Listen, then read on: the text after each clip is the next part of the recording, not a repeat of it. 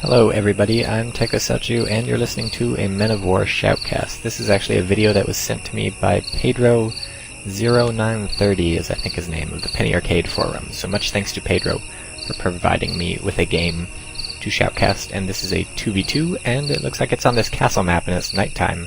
I can't see anything, it is so dark. And somehow he has paused the game.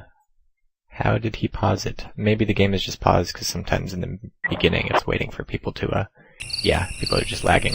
Holy hell, too dark. Holy hell, it's dark. Yep. Sometimes you get night maps. I think the host can change whether or not it's day or night, but it seems sometimes random. Like, a lot of times my friend hosts the games that we play, and every once in a while it would be like evening or night, and he's like, whoa, I didn't do anything. So it looks like what Pedro here has done, he's playing as a Wehrmacht. I don't even know what his opponents are yet. He's about a submachine gun infantry squad, and he's spreading them out a bit, telling them to move to different parts of the map. Looks like he's focusing on the left. Since this is a 2v2, those almost always end up having 3 points to cap, and I find it very important that you also focus on the middle, along with whatever point you spawn on, because often who wins the game can be determined by what side managed to hold the middle, because you're always going to be fighting the sides, obviously, because that's where everyone spawns, but if you don't get the middle, you're in trouble. So now we have a soldier. You saw him hover very briefly over that guy. It said soldier. That means he's not part of an infantry squad. He came off of a vehicle, because they're just called soldier when they come in with a vehicle. And in fact, he came off of an M20, which we're using an armored car to fire at right now. So an M20 is an incredibly powerful vehicle that the United States get. It's a light vehicle that comes with a 50 caliber machine gun on top. And that is just a ridiculously powerful machine gun. It just tears through light vehicles. It can even penetrate like really weak tank armor from the back if you're close enough. It's incredibly powerful. It's like a 50 caliber in real life, even. So what Pedro here has done, he's bought a little armored car, and he's going to use the 20mm cannon on the armored car, try and take the M20 out. Pretty much it comes down to who hits who first, because they'll both shred each other. But you see his armored car not having a lot of accuracy fun right here. Maybe it's not even killing it. So I guess maybe the M20 is going to blow the crap out of him if it gets a chance. Maybe he needs something slightly heavier. But you see that circle around his crosshair widening and then closing. He's in direct control right now. When that circle is large, it means you're inaccurate.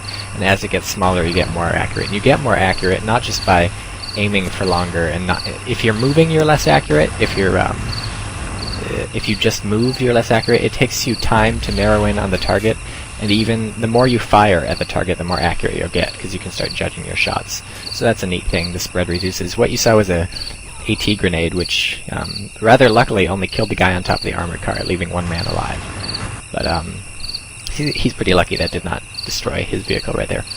But so it looks like he bought some tank crew, and he's going to recrew his armored car. Another thing about the US M20 that makes it so fantastic, and a lot of people don't know this, it's got a bazooka on it. A bazooka and 5 rounds. So if you walk an infantry dude up to it and hit the X button for examine and just tell them to look inside, in the inventory you will find a bazooka with 5 rounds. So just give that to whoever's closest to your M20 and then drive off with your M20 and use whatever you're going to use it for. And there you go, free bazooka. And bazookas are fantastic. I had my I didn't have my tiger killed. I killed a tiger with a bazooka. Obviously that was from behind. I hit the engine and I got kind of lucky and I was pretty close. But bazooka is incredibly powerful. Just try not to hit. Well, I was going to say try not to hit tanks with side skirts from the side, because those side skirts that like the Panzer IVs have, those are designed to kind of defuse bazookas. The idea is that the thing penetrates the side skirt and explodes, and then it doesn't penetrate the actual armor and explode.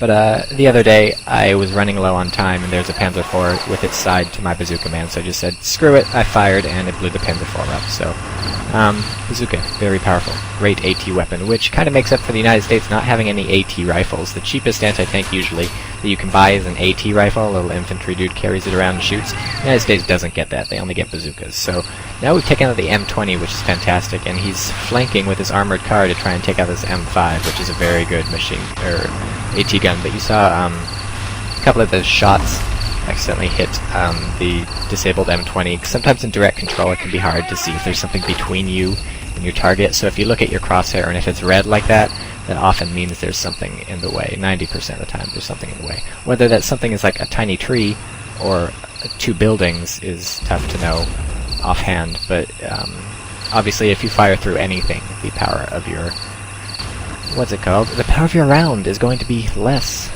Just like if you eat cookies, you're going to be tired because you're going to get sugar high, and then you're not going to be. Then you're going to run out of energy. If you fire through anything, I'm not even sure how the game calculates it. I imagine the more you fire through, the less powerful your penetration is. Maybe it just slows it down when it goes through. That's probably how it does it. Because of course your speed. Looks like his SMG infantry just got killed by Thompson. Tommy gun's pretty good in this game. MP40's pretty good in the game too. I'd say the best submachine gun is probably far and away the push gun. Not because it's so powerful, but because it has 71 shots. So that alone means you never have to reload, basically.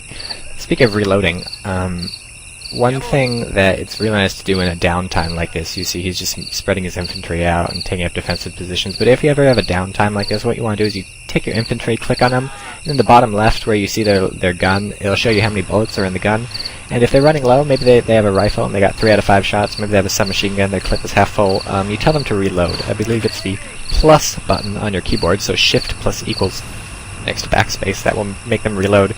But there's also, if you use that gear menu in the lower right, you click on the little gears, there's a reload button there. So I try and keep my infantry topped off if I get a chance. They are obviously smart enough to reload on their own, but often they don't think about it, because they always want to be ready for opponents. But if you're pretty sure no one's going to sneak up on them, you might as well just tell them to reload. So it looks like we just bought a Pack 40, and those are pretty good AT guns. They have very good penetrating power, and it seems like he's taking his armored car over the Pack 40, but we'll talk about it if he does do that. It looks like a light tank. I can't even identify it. It's too low res and it's too dark. Maybe it was a Stuart or something. The United States gets some nice light tanks. They get a Scott, which is a weird looking thing. It's got like 3 turrets or something, or 2 turrets and a machine gun. It's just a bizarre looking tank. And then they got the Stuart, of course, and then they have one other tank, which I'm forgetting. So yeah, where did that... Well, it looks like he was going to tow his Pack 40 with his armored car. One of the things you can do with Men of War is you take pretty much any vehicle. You can even use tractors that you find on maps with a farm. You can take any vehicle and tow with your guns, your AT guns or something, and just attach them to the vehicle and tow it. You do it by getting near the vehicle. Yeah, that looks like a Stuart. You do it by, you get near the AT gun with your vehicle, and then you just hit spacebar, and it picks up, look, there he is, he's towing it. He just said OMG.